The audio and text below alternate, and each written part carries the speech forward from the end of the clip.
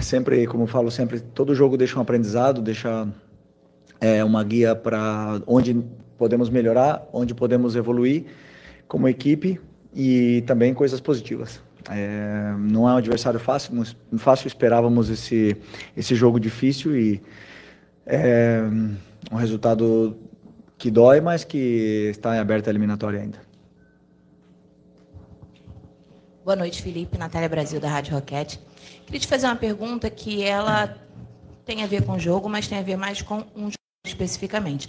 No jogo passado contra o Atlético Mineiro, no final do jogo ali a gente viu a movimentação de você cumprimentando os jogadores e a gente percebeu que o Hulk fez uma reclamação ali do comportamento do Alacian.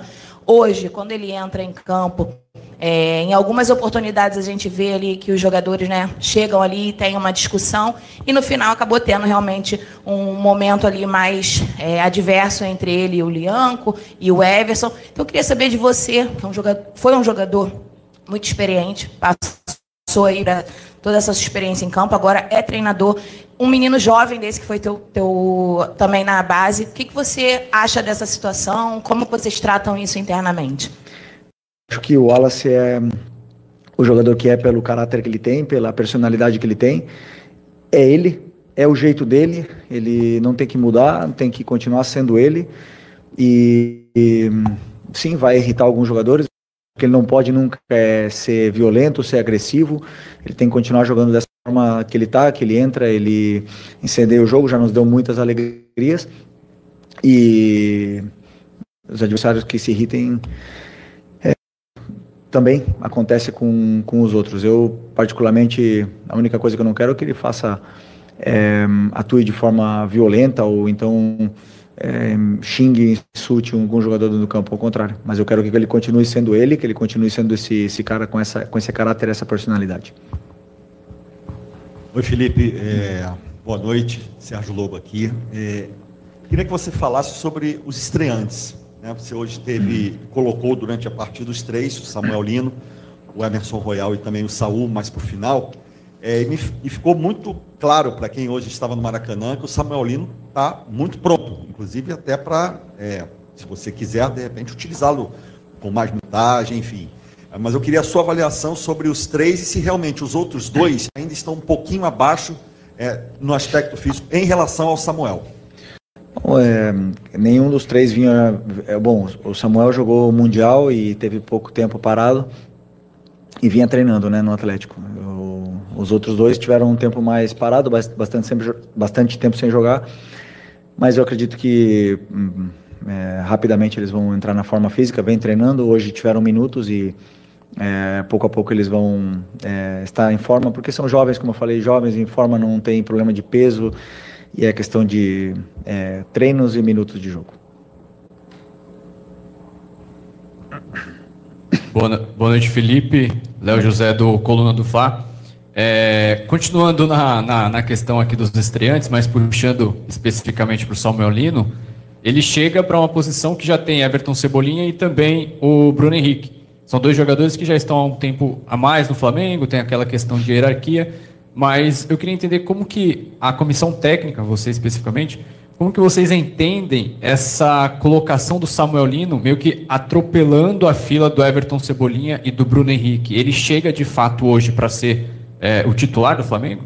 E o Michael? O Michael também. Não, então, para mim não existe ninguém com a camisa de titular, não existe ninguém com a vaga no time sem demonstrar no campo e sem trabalho, né? Mas a gente sabe da qualidade do Samuel, da hierarquia que ele tem, do diferencial que ele é quando ele pega a bola, e é justamente o jogador que precisávamos para essa posição, um jogador desequilibrante e determinante na área do adversário. Então, depois eu sempre falo, o campo fala e vai jogar o melhor. Boa noite, Felipe. Bruna Medeiros, do Disfla. Hoje o time apresentou muita dificuldade de criação antes dos estreantes entrarem, né, principalmente do Samuel Lino.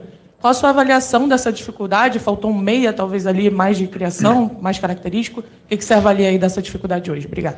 Bom, primeiro que jogos contra o time do Cuca nunca são fáceis, né? São sempre jogos assim, muito pelos encaixes individuais, pelas perseguições e porque muitas das vezes os jogadores não conseguem e acabam forçando o jogo e gerando esses contra-ataques, esse jogo de ida e volta que não nos interessa. E no primeiro tempo foi assim, não conseguimos encontrar tantas vantagens, né, no nosso plano de jogo, na qual eu coloco a minha parte de culpa. Mas mesmo assim, criamos chance de gol no primeiro tempo. Tivemos um lançamento aí do Léo para o Pedro, que ele quase domina. Tivemos chute do Plata, algumas entradas na área com o Luiz Araújo, chute do Everton Araújo também na trave. Tivemos algumas possibilidades de gol. Talvez, a me atrevo a dizer, até mais que no jogo anterior, por mais que o jogo tenha sido pior. Né? Porque para mim hoje o jogo foi muito ruim, não, mas foi pior do que normal na fase defensiva nossa. Né? Então, isso sim que nós temos que corrigir e melhorar para o jogo de volta. Como eu falei, tá tudo em aberto, mas no segundo tempo já melhoramos bastante, conseguimos criar essas chances, desmontar um pouco mais essa defesa deles para poder chegar na área do adversário. Felipe, tudo bem? Boa noite. Gabriel Orfa, canal Paparazzo Rubro Negro e Revista Placar. Felipe, desde o começo do ano muito se falou sobre uma possível prioridade ao Campeonato Brasileiro, né? Depois da derrota para o Central Córdoba, você falou que isso não é verdade.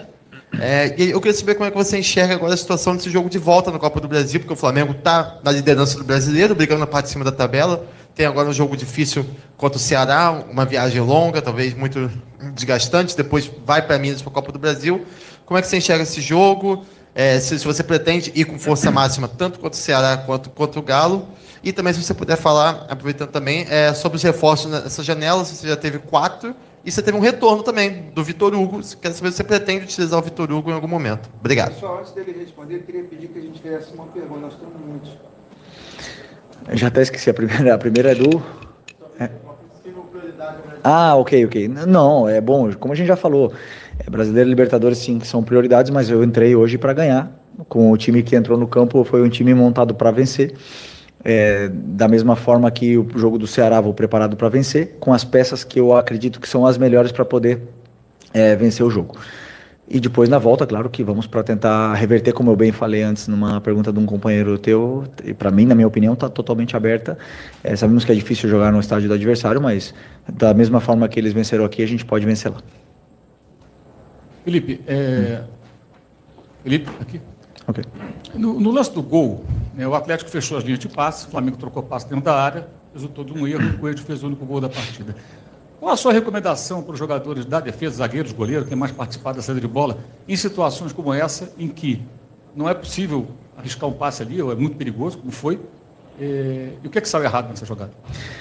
Bom, eu não vi ela toda ainda, mas eu sei como é que o Atlético pressionava e sei como é que eram as soluções, né? Então, essa nossa saída de bola, ela nos deu tanto sucesso até agora, a gente saiu jogando de várias formas diferentes, contra várias pressões diferentes, e hoje aconteceu o primeiro erro, talvez, de saída de bola, que tenha acontecido o gol, na qual eu peço para os meus jogadores fazer isso, eu peço para eles saírem jogando, e eu sei do risco que existe, e algum dia iria acontecer, foi hoje, infelizmente. Então, a única coisa que eu quero é que eles não parem de tentar de sair jogando, porque eu acredito que no futebol dessa forma, essa é a minha ideia, e eles assumiram e entenderam bem o que eu quero e o que eu espero, né? Nessa saída da pressão, eu acredito que foi um passe onde o Léo não contava com que tinha um jogador esperando, não sei se era o Coelho, né, que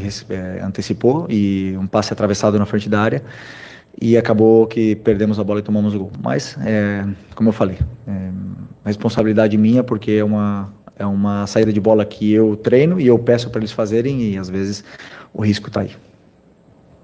Felipe aqui, Thiago Lima do GE, boa noite. Felipe, eu queria te perguntar em relação ao Luiz Araújo, que a gente viu hoje um jogador que não foi bem na minha avaliação, e ele estava na esquerda, você encaixou o Matheus Gonçalves na direita, né, para ele poder jogar ali, e você puxou o Luiz para a esquerda. A gente já viu você fazer isso outras vezes. Eu queria te ver, saber como é que você enxerga o Luiz Araújo na esquerda. Você acha que ele consegue render ali o que ele rende na direita? Obrigado. Não, acredito que o melhor lugar dele seja, né, na direita, né? Mas hoje eu queria deixar o Matheus Gonçalves ali pelo drible que ele tem, ele é um jogador de 1 contra 1, com esses encaixes, essa marcação individual, ele é capaz de tirar o jogador de cima, e sempre pensando em que o Luiz Araújo é letal e um finalizador nato para quando a bola chegasse dentro da área para ele pudesse fazer os gols, do mesmo jeito que ele jogou outros jogos e fez gols e deu assistências do lado esquerdo, né? Sei que o jogo em si dele não é beneficiado com ele jogando na esquerda, mas a fase de finalização dele ali, eu acredito que sim. Como um jogador que se sacrifica pela equipe, fez com toda a naturalidade, tentou, como você falou, não foi um bom jogo, nem dele, nem da equipe, mas isso é normal e com certeza eu penso nele mais no lado direito. Felipe, aqui à sua direita, Gustavo, jogadores que acabaram sendo poupados hoje, foram poupados pelos números da fisiologia, da preparação física, ou foram em virtude de ser a Copa do Brasil?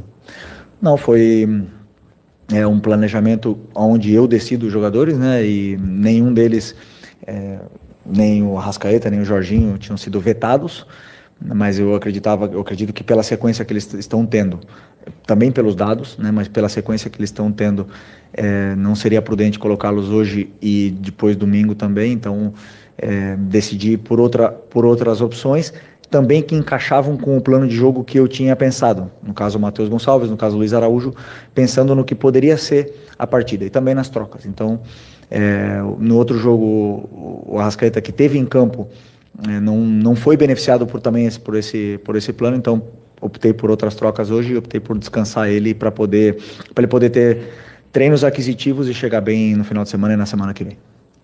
Felipe, boa noite. Pablo Rua, aqui do canal Voz do Ninho. Na semana passada elogiamos a bola parada do Flamengo, que o Flamengo tinha feito 3 gols, dos últimos 4 gols foram 3 de bola parada. Agora, se tornou algum motivo também de preocupação, porque a bola está entrando pouco com ela no chão de forma central também, ou isso você está vendo com normalidade? Qual é a preocupação? Desculpa, não... Se você tem alguma certa preocupação, porque a bola também não está entrando com ela jogada no chão, né? Só bola aérea praticamente. Não entrou. Hoje tivemos muita chance de gol, na minha opinião. Na minha opinião, não, na verdade, tivemos chances de gol muito mais do que no último jogo. Tivemos bolas na trave, tivemos a chance do Lino, tivemos chances de fazer gol, tivemos gol impedido. A criação, ela muito é bloqueada pela qualidade defensiva do adversário. E como eu falei para vocês podem olhar nas estatísticas aí, quantas vezes os times do Cuca são goleados, né? É difícil de entrar na defesa dele porque é um time que defende bem, porque o modelo de jogo passa muito por essa fase defensiva. Então, são times que te geram dificuldades na criação. Vão existir outros jogos que não vão ser assim, vão ter jogos que sim. Então, eu acredito que o time... eles estão com as soluções e depois, claro, vão ter dias que vão estar menos finos, como o caso de hoje. Aqui, Felipe, boa noite. Felipe, o gol do Atlético, ele sai numa jogada que eu acredito que seja uma das que você mais ensaia, pelo menos nos treinos que a gente teve acesso. A gente sempre via ali essa jogada de saída, tocando por baixo e tal, e acabou saindo o gol do Atlético hoje nessa situação. O Flamengo perdeu o jogo e vai para Minas Gerais com uma situação delicada, porque agora o Atlético tem pelo menos a vantagem do empate. Queria saber como é que foi a conversa sua com os jogadores depois do jogo, para não deixar essa peteca cair, para eles continuarem acreditando, e para acreditar numa possível virada no jogo da próxima semana, já que no retrospecto, em 2022, o Flamengo perde o primeiro jogo para o Atlético, depois vira aqui no Maracanã. No ano passado, o Flamengo vence dentro da Arena do Galo e é campeão da Copa do Brasil. Queria saber se você já teve essa conversa com os jogadores e como é que foi, já visando uma possível virada na semana que vem. Obrigado. Não, depois do jogo, claro, com a cabeça quente ali, não tem conversa, mas é muito claro, faz parte do futebol a derrota, né? Não foi a primeira do ano, né? E não sei, mas provavelmente não vai ser a última.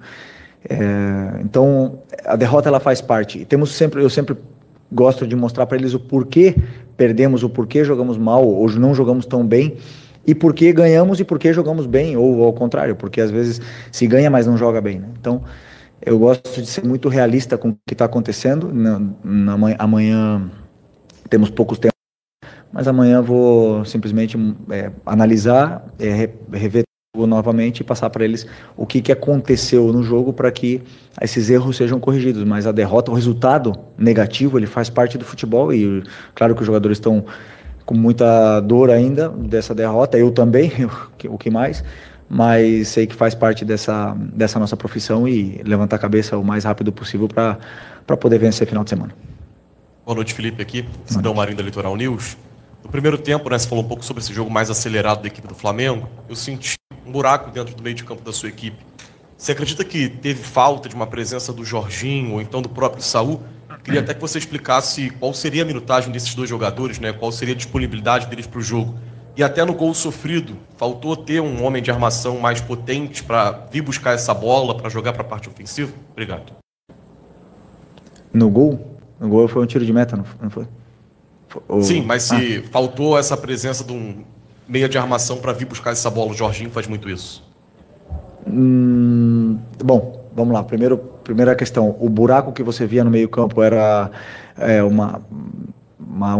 fazia parte do nosso plano de jogo. Os dois volantes estavam posicionados, mesmo se o Jorginho estivesse no campo, estaria posicionado no mesmo lugar dos outros jogadores, tanto do Alan como do Everton Araújo. E esse buraco existia para gerar esse espaço para a gente depois buscar essa bola, né? Então fazia parte do nosso plano de jogo. E por vezes saiu certo, a bola entrou por dentro, porque é um time que permite jogar por dentro.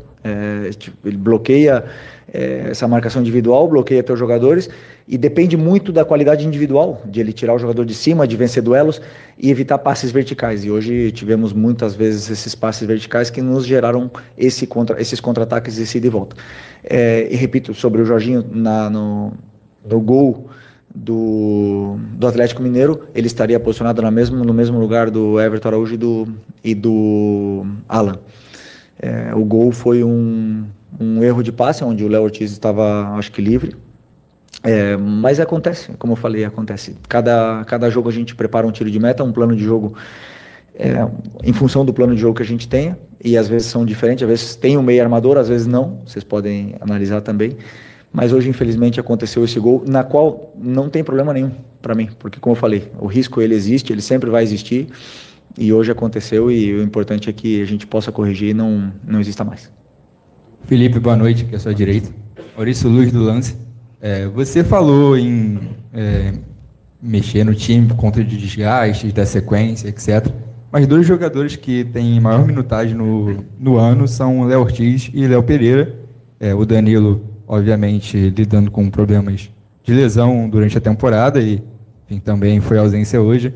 Eu queria perguntar de você por que o Léo Ortiz e o Léo Pereira, por exemplo, tem essa sequência tão grande, principalmente nas ausências do Danilo e o Cleiton, o João Vitor, enfim, outras opções não têm tantas oportunidades quanto jogadores, por exemplo, o Everton Araújo, que também saiu da base, mas vem tendo oportunidades no time quando o Jorginho e outros jogadores precisam descansar. Obrigado. Porque eu acredito que, primeiro, a zaga é um lugar delicado, não gosto de mexer na última linha, não gosto de fazer trocas da última linha, como hoje eu fiz, né, tanto Vinha como Varela, não gosto de fazer trocas ali, tento mexer o menos possível, e hoje, pensando nesse desgaste desses dois jogadores que você citou, existe também o adversário, né? Um adversário que nos gera muitas dificuldades, muitos problemas na nossa última linha, e achei que não seria justo com os dois meninos jogar esse jogo. Por mais que, claro, todo mundo pensa, né, que